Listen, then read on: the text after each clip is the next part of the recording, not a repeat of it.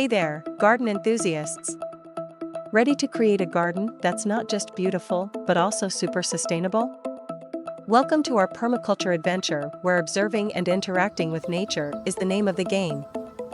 Today, we're diving into one of the fundamental principles of permaculture: observe and interact. It's all about understanding your environment and working with it, not against it. So, grab your hat, your notebook, and let's get observing. Step 1. Observation.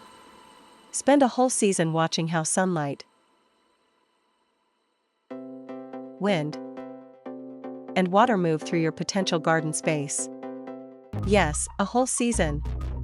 Think of it as binge-watching nature's best series. First up, sunlight. Notice which areas get the most sun and which are in shade. This helps in deciding where to plant your sun-loving veggies and where your shade-tolerant plants will thrive. Pro tip: a sunny spot might become shady as the seasons change. So, keep an eye on that. Next, let's talk wind. Ever notice how some spots in your garden get blasted by wind while others are calm and serene? Use this info to plan windbreaks or plant sturdy wind-resistant crops. Bonus tip: natural windbreaks like hedges or trees can also add beauty and biodiversity to your garden. Now, the big one, water.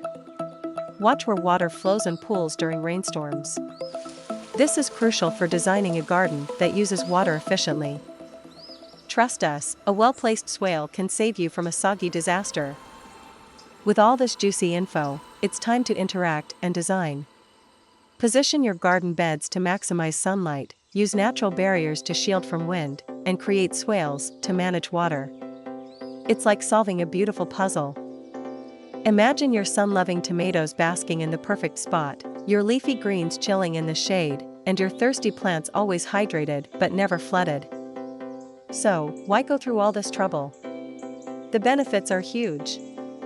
You'll have healthier plants, less need for artificial inputs, and a garden that's resilient against weather extremes. Plus, it's incredibly satisfying to see your garden thrive thanks to your smart observations. Not to mention, you'll be the talk of the town with your gorgeous, productive permaculture paradise. To recap, observe your garden for a season. Note the patterns of sunlight, wind,